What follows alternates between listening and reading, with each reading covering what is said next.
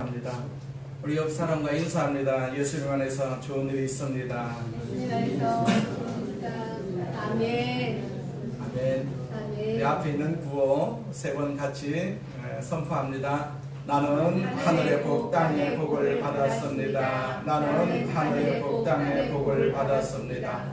나는 하늘의 복 땅의 복을 받았습니다. 아멘. 전하신 하나님 아버지, 우리가 하늘의 복 땅의 복을 받았다고 선포했습니다. 아멘. 아버지 믿음대로 될지어다 라고 말씀하여 주셨사오니 이 사실을 우리가 믿습니다. 아멘. 하나님 이 시간 그 복이 우리 가운데 임하여 주셔서 우리가 이 땅에 사는 동안에 건강의 복도 주시고 재물의 복도 허락하여 주셔서 아버지 이 땅을 하나님 앞에 영광을 돌리고 찬송하고 감사하면서 살 수 있도록 하나님께서 인도해 주시옵소서. 세미교를 섬기는 우리 성도들에게 은혜 주시고 오늘도 하나님께서 크게 역사하여 주셔서 능력으로 살게 하여 주옵소서.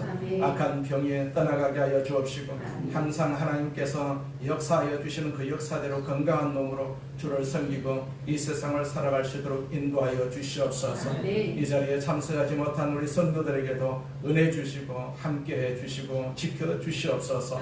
예수님의 이름으로 기도드립니다. 아멘. 아멘. 깨어 있어야 합니다 라는 제목으로 같이 은혜를 나누고자 합니다. 우리가 말씀을 읽은 것 중에 항상 우리가 천국에 대해서 예수님에 대해서 항상 소망을 가지고 깨어 있어야 되겠다라는 사실을 이 말씀을 통해서 함께 나누고자 합니다. 고대 팔레스타인의 혼례는요, 그 결혼식은 비단 하루뿐만이 아니라 일주일 그 축제가 계속되는 것이 일상적인 그런 어떤 상례였다고 합니다. 일주일 동안 계속됩니다. 그리고 결혼식은 대낮이 아니라 보통 저녁이나 한밤중에 이렇게 진행이 되었다고 해요. 신랑은 자기의 친구들과 함께 어울려서 오랜 시간을 즐기다가 한밤중쯤 되면 신부의 집으로 간다고 해요. 한편 그 시간 신부는요, 신부 친구들과 함께 언제 도착할지 모르는 신랑을 기다리게 됩니다. 마침내 신랑이 도착하게 되면 신부는 친구 들러리들과 함께 나가서 신랑을 영접을 하고 등불을 켜고 이제 신랑의 집으로 떠나는 그런 연등 행렬이 벌어진다고 해요. 그러나 오늘 본문에처럼 신랑의 행차가 늦어지는 경우가 종종 있습니다. 밤은 깊어가고 하늘은 별들이 빛나기 시작하는데 이상한 소문이 번지기 시작합니다. 신랑이 와야 할 시간에 신랑이 오지 않고 소문만 무성합니다. 이빨은 그 신부 들러리 중 어떤 사람이 혹시 바람 맞은 게 아니냐, 중간에 신랑이 다른 곳으로 간 모양이다, 또 어떤 들러리는 오늘 밤은 신랑이 안 올 것 같으니까 그냥 자자, 이렇게 부추기기도 합니다. 이렇게 해서 하나 둘씩 잠에 떨어지기 시작을 합니다. 신랑이 오지 않으니까 기다리다가 그만 지쳐가지고 잠을 잘 수밖에 없다는 얘기죠. 오늘 본문의 경우에는 10명의 처녀가 졸음을 이기지 못하고 잠에 떨어졌어요. 그런데 한밤중에 그 밤에 경적을 깨고 시끄러운 소리가 울려 퍼집니다. 신랑이 온다. 이때 기름을 예비했던 슬기로운 5 처녀는 잔치집에 들어가고 신랑과 함께 잔치집에 들어가고, 기름을 준비하지 못했던 미련한 5 처녀는 뒤늦게 시장에 가서 기름을 사가지고 기름을 채워서 잔치집에 도달을 해보니까 잔치집은 이미 문이 닫혔습니다. 슬프게 울면서 문을 두드리는데 이들에게 닫힌 문에서 들려오는 소리는, 그 신랑의 소리는 12절에 기록이 되어 있죠. 내가 진정으로 너에게 말한다. 나는 너희를 알지 못한다. 그렇게 말하고 있어요. 얼마나 비극적인 그런 상황이겠습니까? 자, 우리가 이 말씀을 통해서 첫째로 이 비유를 말씀하신 배경을 알아보겠습니다.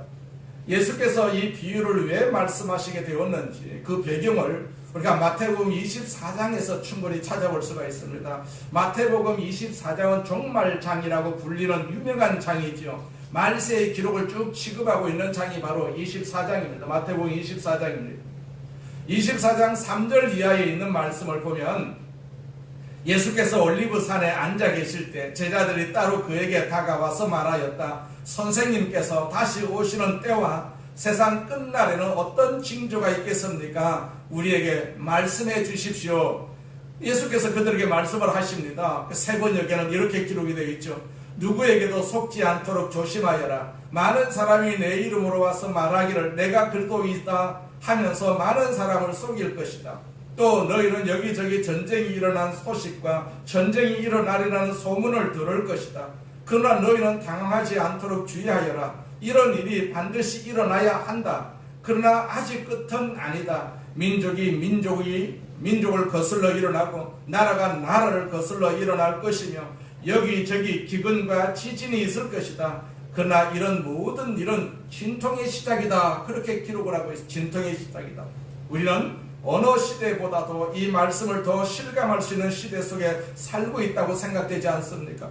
계속해서 예수께서 말세의 징조를 하시는 가운데 가장 중요한 결론적인 말씀이 44절에 기록이 되어 있죠. 이러므로 너희도 준비하고 있으라. 생각지도 않은 때 인자가 오리라. 그렇게 말씀을 하셨어요. 예수님이 다시 재림하겠다라고 약속을 하셨어요.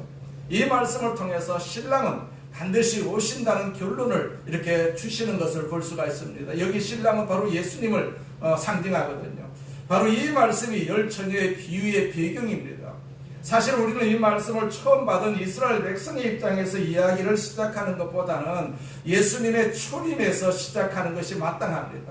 우리가 잘 아는 것처럼 구약시대 이스라엘 백성들은 얼마나 커다란 기대를 가지고 메시아가 이 땅에 오실 것을 기다렸습니까? 오랜 세월이 지났습니다. 그러나 그들이 기다리던 메시아는 아직도 오지 않았어요. 그것은 초대교회 성도들의 소박한 소망에 불과했지 이제 우리들을 위한 약속은 아니다 라고 성급히 결론을 내리는 사람들도 있었어요. 이래서 교회가 점점 불신앙 속으로 빠져들어가고 역사는 자꾸 절망과 파국으로 향해서 이렇게 계속해서 치닫게 되는 어느 날 때가 찬 시각이 있다고 했어요. 그 때가 찬 시각이 온다는 사실을 기억하라고 그렇게 말씀하고 있습니다. 신랑은 마침내 오셨어요. 그래서 이 말씀이 주어진 것 아니겠어요? 이 그리스도의 재림을 앞둔 오늘 이 시점에서 자 우리는 어떻게 주님을 영접할 준비를 하고 이 땅에서 삶을 살고 계시느냐라는 사실입니다. 메시아를 기다리는 사람들 가운데는 10명의 처녀들처럼 서로 다른 태도를 가지고 있을 수 있다는 사실을 여기에서 보여주고 있다는 사실입니다. 자, 둘째로 보면 미련한 5처녀의 교훈이 무엇인지를 한번 살펴보겠습니다. 자, 슬기로운 5처녀는 예수님을 신랑을 맞이해서 신랑이 가는 행렬로 따라갔습니다. 그러나 미련한 5처녀는 신랑을 따라가지 못했다는 얘기입니다. 그렇다면 미련한 5처녀의 교훈이 무엇이냐? 자, 오늘 본문을 묵상하는 모든 예수 믿는 사람들이 기억해야 할 가장 중요한 핵심이죠. 신랑을 영접하는 혼인잔치를 기다렸으면서도 기름을 준비하지 못했습니다. 그래서 잔치에 참석하지 못했던 미련한 5처녀의 비극은 우리에게 무엇을 교훈하고 있습니까? 첫째로 보면 신앙생활은 반드시 내용이 있어야 된다. 내용이 있어야 등도 내용이 있어야 기름이 있어야만이 등을 밝힐 수가 있지 않겠어요? 우리 신앙생활도 반드시 내용이 있어야 된다라는 사실입니다. 여기 미련한 5처녀의 삶이 지혜로운 5처녀의 삶과 전혀 달랐다는 것은 아닙니다. 미련한 5처녀도 지혜로운 5처녀도 마찬가지로 결혼잔치에 함께 초대를 받았어요. 그들은 똑같이 기쁘게 이 초대에 응했습니다. 미련한 5처녀와 지혜로운 5처녀가 함께 신랑을 기다렸습니다.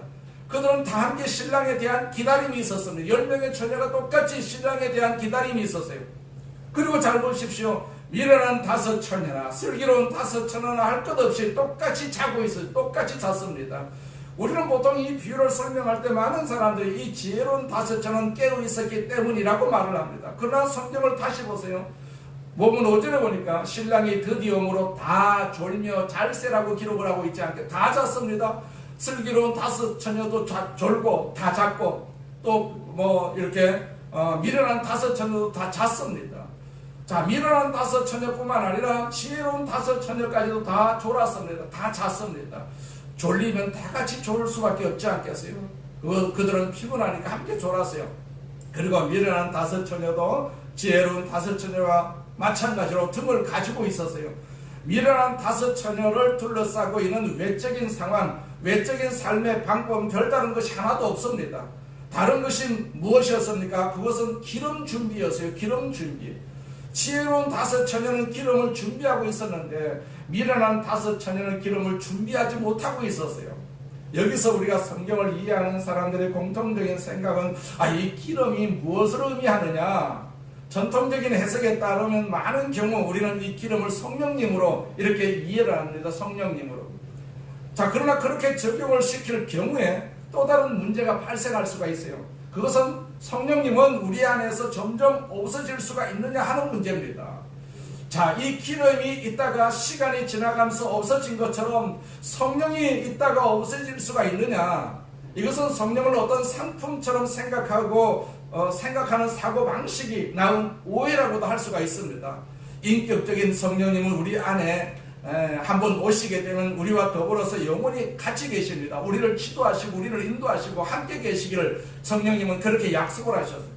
물론 우리가 우리 안에 오신 성령님을 인격적으로 대우하지 못하는 경우 때문에 성령이 주시는 그 능력을 우리가 체험하지 못하는 경우는 있습니다.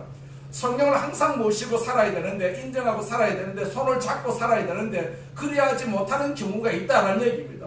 그러면 성령님이 우리와 함께 사시기를 작정을 하고 우리에게 오셨는데 우리가 그만큼 대우를 하지 못하면 성령이 떠나갈 수밖에 없고 서운할 수밖에 없고, 우리가 또 성령님을 의지하지 않으니까 성령의 능력을 우리가 발휘하지 못할 수가 있지 않겠어요? 성령에서 많은 경우에 성령이 기름으로 상징된 것은 사실입니다. 그러나 그렇다고 해서 성령에서 기름만 나오면 그것을 다 성령으로 생각해서는 안 된다는 얘기입니다. 오늘 본문에 기름이라는 이 등불을 밝히는 근원적 요소로서 만약 등을 성도들의 외형적 신앙이라고 한다면 그 기름은요, 그 신앙생활의 원초적 되는 하나님과 영적으로 교제하는 생명력 넘치는 내면 생활과 성령, 믿음이라고 우리가 할 수가 있지 않겠습니까? 또 많은 경우 성령이 불로 상징되기도 합니다. 그래서 어떤 사람들은 불만 보면 다 성령이라고 생각하는 경향이 있습니다. 물론 우리가 성령을 받을 때 불로 받는 경우도 있습니다. 그래서 우리가 기도하다가도 불만 번쩍이게 되면 성령이 오셨다라고 생각하는 노이로제에 걸린 그런 예수 믿는 사람들도 종종 있어요. 기름이 등장을 했다고 해서 그것을 다 성령으로 이해할 필요는 없습니다. 우리가 더 넓은 의미에서 우리가 마땅히 가지고 있어야 할 신앙의 내용, 그 삶의 내용, 주님께서 우리에게 가르치는 것이다, 그렇게 우리가 이해를 할 필요가 있다라는 얘기입니다. 내용이 있어야 되지 않겠어요? 형식만 있으면 소용이 없습니다. 내용이 있어야 된다라는 얘기. 자, 우리는 마땅히 우리 안에 갖추고 있어야 할 삶의 내용, 다시 말하면 신앙의 내용이 결핍되어 있다는 사실을 우리가 기억을 할 필요가 있지 않겠습니까? 그런데 교회 출석하는 많은 사람들은, 성도들은요, 형식이 있기 때문에 내용도 있을 것이라고 흔히 착각을 하는 경우가 많이 있습니다. 형식이 무엇입니까? 오늘 본문에서 이해를 한다면 등이라는지, 이 등이 형식이지요. 결혼식에 초대라든지 아니면 그 결혼식에 참석을 했다, 그 형식이 있기 때문에 자연히 내용도 있을 것이라고 착각을 하면서 내용에 대해서는 고민하지 않고 신앙생활을 계속해 나갔다라는 얘기입니다. 내용을 준비하고 신랑을 기다려야 되는데 내용 없이 신랑을 기다리니까 신랑을 맞이할 수가 없었다는 얘기입니다. 그 내용이 무엇입니까? 저기 뭡니까? 오늘 성경 본문에서는 기름이지 않겠어요? 기름. 다시 말하면 우리가 다 같이 교회를 출석을 하고 있어요. 그것은 형식입니다. 교회 출석하는 것은 형식입니다. 또 예배에 참석을 합니다. 찬송을 부릅니다. 엄격히 말하면 그것도 형식입니다. 우리는 많은 경우 이런 형식에 참여하고 있기 때문에 나도 신앙이 있는 사람이겠다라는 생각을 가지고 있습니다. 그러나 여러분, 형식이 있다는 것이 저절로 내용을 보증하지는 못하지 않겠습니까? 이것이 오늘 본문의 교훈이다라고 볼 수가 있어요. 형식을 부정하는 것은 아닙니다. 신앙생활은 형식에서부터 시작을 합니다. 그러나 내용이 있을 때 형식은 내용을 표현한 아름다운 기초라고 볼 수가 있죠. 어떤 사건이 될 수 있는 기초라고 볼 수가 있습니다. 자, 형식 그 자체가 잘못된 것은 아닙니다. 그러나 내용이 없는 형식이 언제나 문제다라는 사실입니다. 주님이 다시 오시는 날 내용이 없는 형식은 설 자리가 없다는 사실을 오늘 본문을 통해서도 충분히 우리가 이해를 할 수가 있지 않겠어요? 참된 신앙은요, 언제나 위기 앞에서 그 진면목이 드러납니다. 신랑이 오니까 드디어 그때서야 내용이 있는 사람과 내용이 없는 사람의 차이가 이렇게 드러나는 것을 볼 수가 있습니다. 자, 여러분과 저희 신앙이 얼마만큼 진지한 내용을 담고 있는지 우리가 객관적으로 시험할 수 있는 좋은 방법은 우리의 삶의 속에 위기가 찾아왔을 때 그 위기에 어떻게 반응하는지를 보는 것입니다. 어려움이 찾아오니까 금세 불평해버리고 짜증내고 신앙이란 다 그런 것이다 그렇게 말을 합니다. 낙심해버리는 경향이 많이 있습니다. 내 마음에 안 든다고 낙심하는 경우가 있고 또 불평하는 경우가 있습니다. 그러나 만일 내가 가지고 있는 신앙의 내용이 확실하다면 많은 위기 앞에서도 내 삶을 주장하시고 인도하시는 거룩하신 하나님을 신뢰할 수가 있지 않겠습니까? 이런 사람은 신생의 가장 커다란 위기, 즉 하나님 앞에 서는 그날 주님 앞에서 그가 가진 내용을 우리가 다 내보일 수가 있지 않겠습니까? 우리는 기름을 준비하지 못하고 외적으로 참여하고 있던 어리석은 5 처녀처럼 형식에만 집착하고 있지는 않는지 우리가 살펴볼 필요가 있지 않겠습니까? 내 신앙을 한번 살펴볼 필요가 있어요. 우리가 주일마다 예배에 참석한다는 사실 때문에 하나님께서 우리를 그리스도인이라고 단정하지는 않으신다는 사실도 우리가 기억을 할 필요가 있습니다. 중요한 것은 우리의 신앙의 내용이다. 내용. 정말로 살아계신 하나님과의 관계 속에서 어떤 신앙의 내용을 형성해 가고 있는가라는 것이 오늘 본문의 중요한 교훈 중에 하나라고도 볼 수가 있습니다. 두 번째는요, 신앙은 누구도 대신할 수가 없다는 사실입니다. 자, 신랑이 도착을 했어요. 신랑이 도착을 했다는 전가를 받자마자 미라는 5 처녀는 등을 봅니다. 기름이 없어요. 불을 밝히려고 보니까 기름이 없습니다. 자, 그래서 그들은 지혜로운 5 처녀에게 말합니다. 기름을 좀 빌려달라고. 이 어리석은 5 처녀는 기름을 빌릴 수 있을 것으로 알고 빌려달라고 합니다. 이 어리석은 5 처녀는 기름을 빌릴 수 있는 것으로 착각하고 있었어요. 이것이 이들의 또 하나의 착각이라고도 볼 수가 있습니다. 지혜로운 5 처녀는 이들의 부탁을 거절을 했습니다. 우리는 생각하기를 그까지 기름 얼마를 거절을 할 만큼 인색한가 하고 슬기로운 5 처녀에게 우리가 반발을 느낄 수도 있을 것입니다. 그러나 주님이 이 교훈을 통해서 전달하기를 원하는 중요한 교훈은 무엇입니까? 신앙의 내용이란 빌릴 수가 없다는 얘기입니다. 신앙의 내용을 빌릴 수가 없다. 자, 우리가 믿지 않는 사람들에게 예수 믿으라고 전도를 합니다. 우리 주변에 믿지 않는 사람들 가운데서 이런 대답을 하는 사람들이 많이 있어요. 우리 아내가 열심히 교회 나갑니다. 우리 아내가 교회 권사입니다. 우리 집 아이들이 열심히 교회 나갑니다. 교회 학교에서 열심히 봉사도 합니다. 무슨 얘기입니까? 자기 아내나 자기 아이들의 신앙에 의지해서 자기도 신앙을 가지고 있다고 통일시하는 것입니다. 생각해 보십시오. 우리는 어떻게 생각을 하고 계십니까? 무디 신학교 학장인 조지 스위팅 박사는 이런 재미있는 이야기를 했습니다. 하나님에게는 자녀만 있지 손자가 없다. 무슨 말인지 아시겠습니까? 다시 말하면 한 사람 한 사람이 개인적으로 예수 그리스도에 대한 신앙 고백을 통해서 하나님의 자녀가 되는 것이지, 내 아버지가 내 어머니가 믿었기 때문에 저절로 내가 하나님의 자녀가 되는 것은 아니다라는 사실입니다. 언제 우리가 개인적으로 이 신앙의 내용 앞에 진지하게 부딪혀가지고 예수 그리스도가 나의 구주요 주님이시라는 사실을 확신하셨습니까? 신앙은요, 개인적으로 예수 그리스도를 나의 구주고 나의 주님으로 고백한 사실이 없이 우리 아버지 때문에, 우리 어머니 때문에, 우리 식구들이 교회를 나가기 때문에, 그래서 나도 심심하면 가끔 한 번쯤 교회 출석하기 때문에 나는 그리스도인이다 라고 말하는 사람이 있다면 그것은 큰 오해입니다. 누가 언제 그리스도인의 정의를 그렇게 정의를 했습니까? 신앙의 삶은 누구도 대신할 수가 없습니다. 자, 우리는 하나님을 만나신 사실이 있어야 되지 않습니까? 하나님을 만난 사실. 자, 우리가 거듭난 사실이 있어야 되는데 내가 거듭났는지 안 거듭났는지 그것이 우리가 확신할 필요가 있지 않겠어요? 자, 여러분은 예수 그리스도 앞에 무릎을 꿇고 그분을 나의 주, 나의 하나님이라고 고백한 적이 있습니까? 신앙의 삶은 누구도 대신할 수가 없다는 얘기입니다. 그것이 여기 10처녀 비유를 말씀하신 주님의 교훈이다라는 사실을 우리는 기억을 할 필요가 있습니다. 아멘. 세 번째, 기회는 다시 얻을 수가 없다는 얘기입니다. 다시 얻을 수가 없다. 자, 잃어버린 기회는 다시 오지 않습니다. 잔칫집에 문이 닫혔습니다. 한번 닫힌 이 문은 다시 열릴 수가 없음을 오늘 본문에서 말씀해 주고 있어요.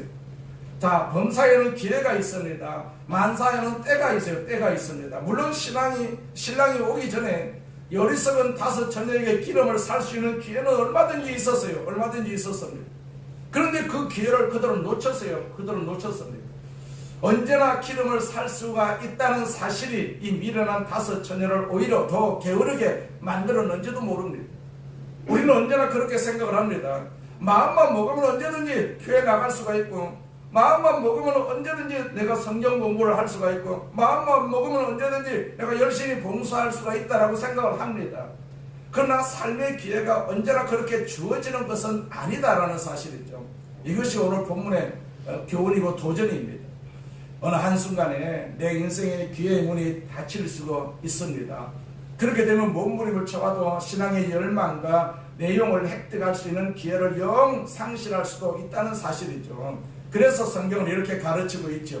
고린도후서 6장 2절에 보니까 보라 지금은 은혜 받을 만한 때요 보라 지금은 구원의 날이로다 그렇게 말씀하셨어요. 지금 우리가 은혜 받을 때고 지금 우리가 구원을 받을 수가 있는 때입니다. 은혜가 없을 때가 있고 구원받지 못할 때가 있습니다. 그렇게 성경에서 말씀하고 있어요. 내가 아무리 은혜를 받으려고 교회를 가도 은혜 받지를 못합니다. 내가 구원을 받으려고 발버둥을 쳐도 구원을 받지 못합니다. 지금 우리가 구원받지 못하고 지금 은혜 받지 못하면 은혜 받을 날이 없다, 또 구원받을 날이 없다라는 사실입니다. 이사야서 55장 1절에 보니까 오라 너희 모든 목마른 자들아 물로 나아오라 돈 없는 자도 오라 너희는 와서 사 먹되 돈 없이 값없이 와서 포도주와 젖을 사라고 지금 말씀하셨어요. 이것이 지금이라고 할 수가 있는 것이죠. 지금 우리가 교회에 오는 거 돈 내고 교회 오라고 그럽니까? 그냥 무조건 모아서 은혜 받으라고 하지 않겠습니까? 은혜 받으라고. 지금이 그렇게 은혜 받을 때라는 얘기입니다. 값없이 포도주를 먹고 자 젖을 먹으라는 얘기입니다. 지금은 하나님의 영광스러운 구원에 동참할 수가 있습니다. 지금은 하나님 앞에서 그분을 의지하고 내 신앙이 자랄 수 있는 기회가 주어지고 있어요. 그러나 내일은 우리의 시간이 아닐 수도 있다는 사실을 우리가 기억할 필요가 있지 않겠어요? 기회의 문은 닫힐 수도 있다는 말입니다. 기회의 문은 닫힐 수가 있다. 성경에서도 닫힌다라고 말씀을 하셨어요. 기회가 있을 때 예수 믿을 수 있는 기회가 있을 때 믿어야 되지. 기회가 없을 때 닫힐 때가 있다라고 성경에서 말씀하고 있어요. 히랍의 시라큐스 거리에 기회가 무엇인가를 설명하는 동상 하나가 세워져 있다고 합니다. 리지푸스라는 조각가가 만든 동상입니다. 이 동상은 날개가 팔에 달려 있어요. 팔에 달려 있습니다. 앞머리는 무성해요. 앞머리는 머리가 굉장히 무성하고, 그런데 뒷머리는요 반들반들한 대머리인 그런 동상이라고 합니다. 그래서 그 동상의 이름이 내 이름은 기회다라는 동상입니다. 그 밑에 그 아래 이런 글귀가 써져 있다고 해요. 왜 그대의 날개는 발에 달려 있는가? 자, 걸어가기보다 더 잽싸게 빨리 날아다니기 위해서. 그 다음에 왜 그대 앞머리는 그렇게 무성한가? 내가 올 때 사람들이 쉽게 붙잡을 수 있도록.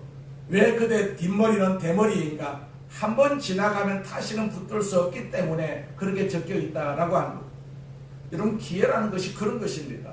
내가 용서받을 수 있는 기회, 하나님의 말씀을 공부할 수 있는 기회, 주님의 은혜를 사모할 수 있는 기회, 주님을 섬길 수 있는 기회, 그러한 기회는 언제나 있는 것은 아니다라는 사실입니다. 어떤 의미에서 신랑이 늦게 왔다는 사실은 우리는 감사해야 되지 않겠어요? 왜 그렇습니까? 밤중에 내가 어쩌다가 깨어보니까 기름이 달아지고 없습니다. 안 되겠다, 지금이라도 기름을 다시 넣어야지, 이렇게 생각하는 사람에게 있어서 신랑이 아직 오지 않았다는 사실이 얼마나 은혜롭고 얼마나 다행스러운 일입니까? 그런데 우리 중에 어떤 사람은 평생 졸다가 신랑을 만나지 못하는 사람이 있다는 사실을 아십니까? 기름 준비를 하지 않습니다. 마지막 때 가서 그때 가서 기름 사가지고 준비하면 되지, 뭐 미리 준비할 필요가 뭐가 있느냐. 밤중에 어쩌다 한번 깨는 일도 없이 내가 이렇게 살아서는 안 되지, 이대로 계속해서 살 수가 없어 하는 순간, 어느 한순간에 내게 찾아온 그 깨달음도 없이 그냥 졸다가 신랑을 못 보는 사람도 있다라는 얘기입니다. 오늘 요 미련한 다섯 처녀처럼. 반면에 어느 날 갑자기 내가 이렇게 무의미하게 살 수는 없다, 이대로 잠만 잘 수는 없다 하면서 깨어나는 사람도 있습니다. 이런 사람에게 있어서 주님이 아직 이 땅에 오시지 않았다는 사실이, 내가 아직 죽지 않고 살아있다는 사실이 얼마나 다행스러운 일이겠습니까? 이 사람에게는 아직 기회가 있기 때문이죠. 한 번도 깨지 않고 일상적인 잠에 취해가지고 어제를 그렇게 살았으니까 오늘도 막 그냥 그렇게 살아갑니다. 주일이면 그냥 습관적으로 교회 나가는 그런 사람들은 이 깨달음, 이 각성이 없어요.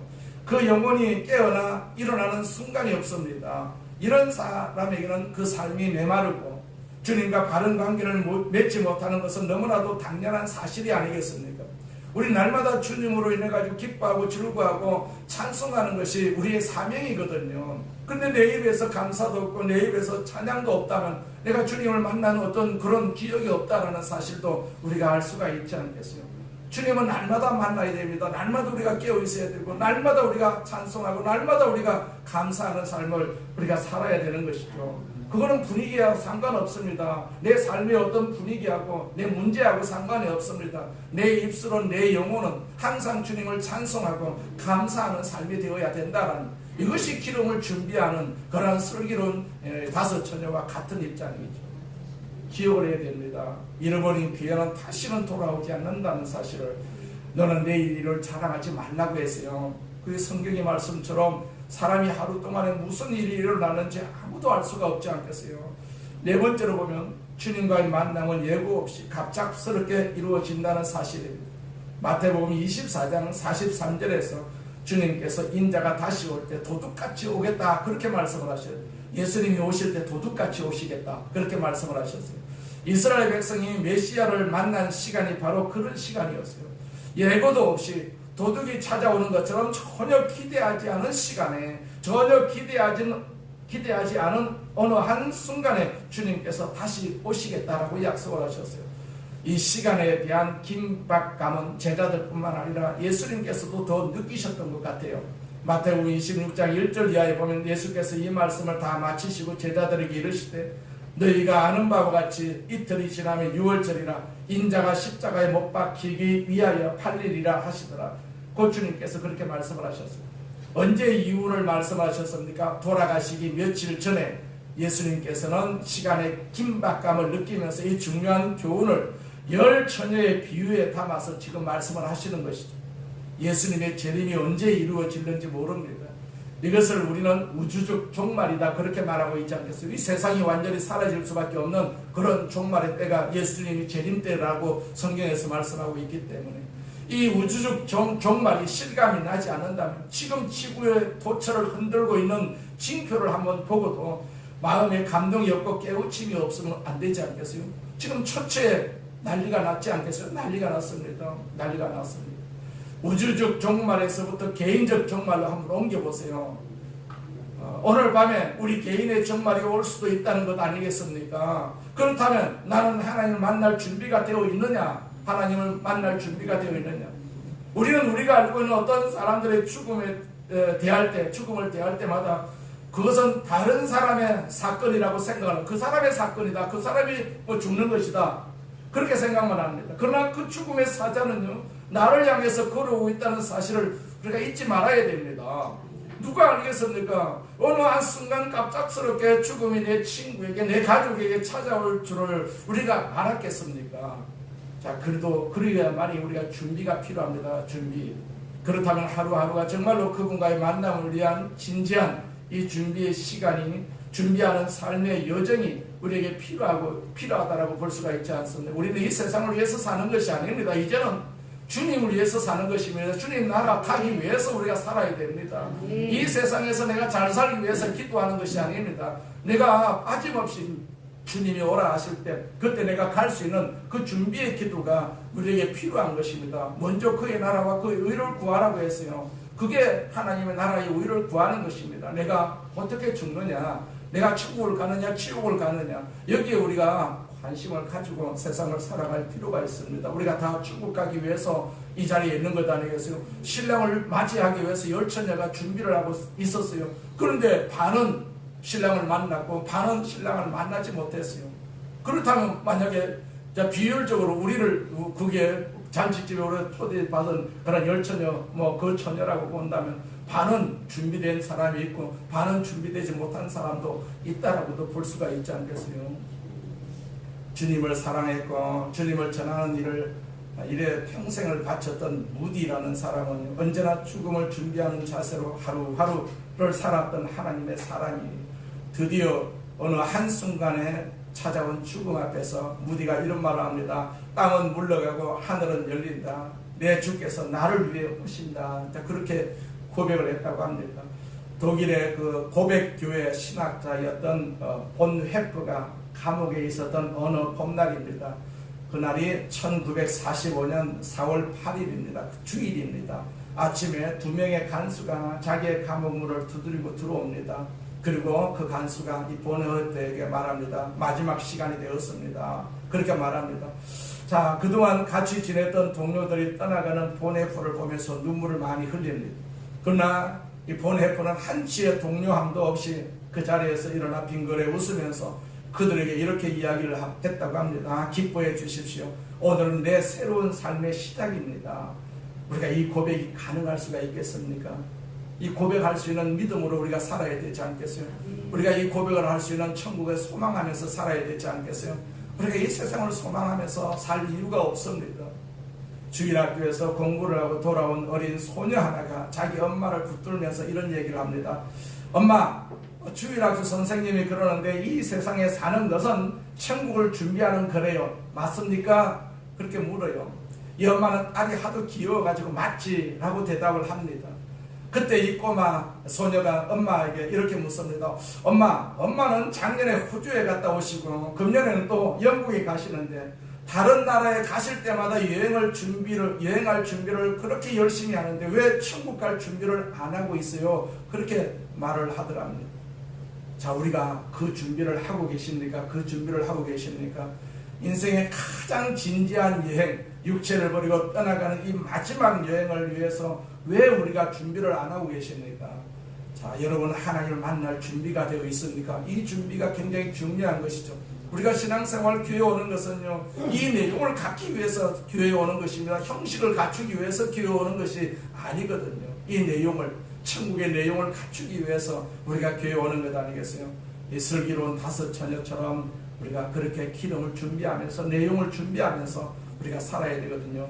우리가 천국 다 가야 되는데 천국이 없으면 우리가 이 땅에서 마음대로 살면 됩니다. 준비 없이 살면 됩니다. 그러나 우리가 천국이 있다는 사실을 너무나도 잘 알고 있고 또 그 알므로 통해 가지고 우리가 믿음의 신앙생활을 시작했기 때문에 끝까지 우리는 이렇게 준비를 해야 되지 않겠어요? 형식만 갖추고 신앙생활하는 것이 아니라 오직 내용을 갖추면서 우리가 신앙생활을 해야 될 줄로 믿습니다. 주님이 내일 오실지 우리가 세상을 보게 되면 정말로 주님이 곧 오실 것 같은 느낌을 충분히 우리가 받을 수가 있지 않겠어요? 처처에서 불이 일어나고 홍수가 나고 지진이 일어나고 화산이 터지고 징조를 보면 곧 주님께서 오시겠다라는 생각도 우리가 충분히 할 수가 있는 것이죠. 그렇기 때문에 그것만 바라보고 우리가 그렇게 놀랄 필요가 없이 그냥 주님이 오시면 내가 주님 나라에 가기 위해서 준비를 많이 해야 되겠다라는 그런 믿음의 준비를 우리는 하면서 신앙생활을 해야 될 줄로 믿습니다. 우리 모두가 다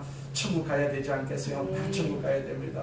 우리 장로님, 우리 권사님, 우리 안수 집사님, 우리 집사님들이 다 천국 가야 그리고 천국에서 우리가 이렇게 하나님을 찬송하고 또 감사하는 그런 어떤 시간을 우리가 갖고 살면 얼마나 좋겠어요. 천국을 우리가 준비하는 시간이기 때문에 항상 천국에 대한 그런 마음을 가지고 믿음을 가지고 우리가 남은 인생을 살아야 될 줄로 믿습니다.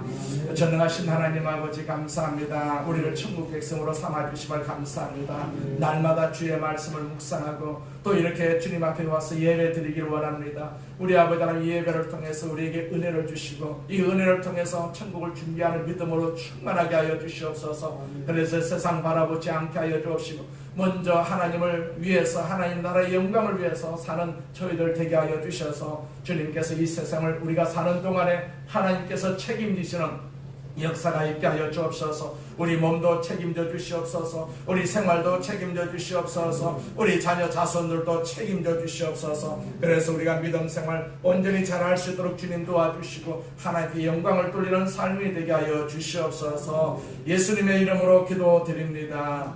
아멘. 우리 말씀 생각하시면서 통성으로 한번 기도하겠습니다. 할렐루야. 전능하신 하나님 아버지 감사합니다. 감사합니다. 감사합니다. 감사합니다. 감사합니다. 감사합니다. 우리에게 천국을 주심을 감사합니다. 천국을 주심을 감사합니다.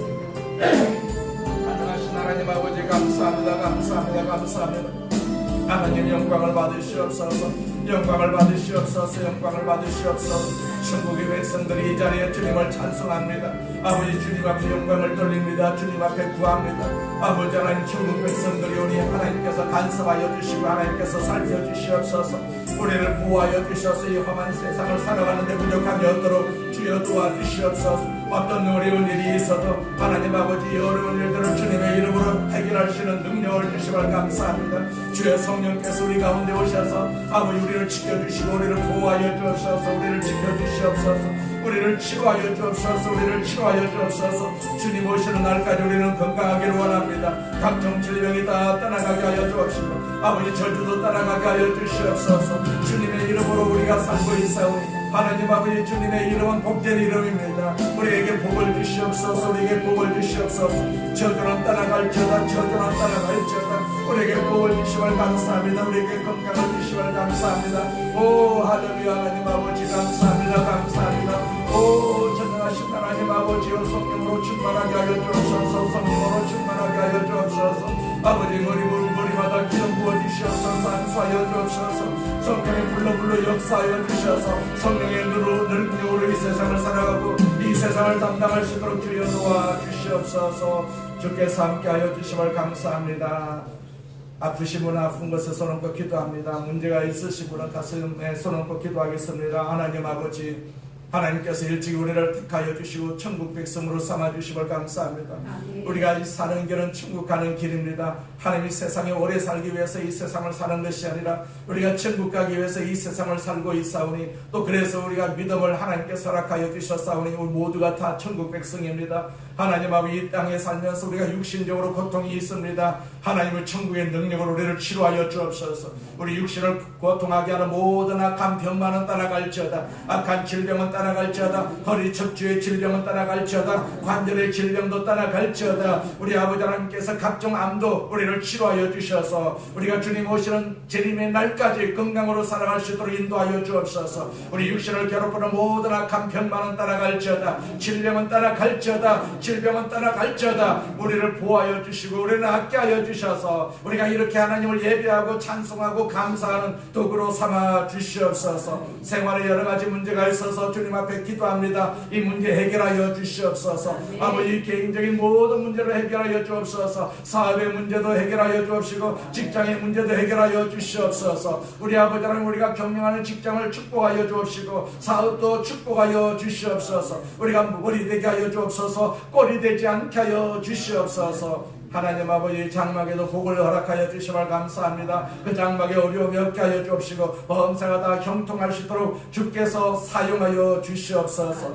우리 특별히 아버지 하나님 손자 손녀들에게도 은혜 베풀어 주심을 감사합니다. 천대까지 그 복을 우리에게 주시겠다라고 약속하여 주셔사오니 아버지 하나님 저들이 다 복을 받게 하여 주옵소서. 머리 되게 하여 주옵소서. 세상을 다스리고 지키는 그러한 지도자가 될 수 있도록 우리 손자 손녀들을 지켜주시고 보호하여 주옵시고 세워 주시옵소서. 하나님 아버지 감사합니다. 하나님의 교회를 기억하시고 축복하심을 감사합니다. 우리가 마음을 같이해서 교회를 섬기고 있사오니 끝까지 교회를 섬겨서 주의 뜻을 이루게 하여 주옵시고 천국의 상급을 받는 복된 삶이 되게 하여 주시옵소서. 이 시간 주의 영이 우리 가운데 함께 계심을 감사합니다. 우리에게 응답하여 주심을 감사합니다. 날마다 응답하여 주심을 감사합니다. 날마다 고쳐주심을 감사합니다. 날마다 새롭게 하여 주심을 감사합니다. 영광을 받으시옵소서. 예수님의 이름으로 기도드립니다. 아멘. 할렐루야.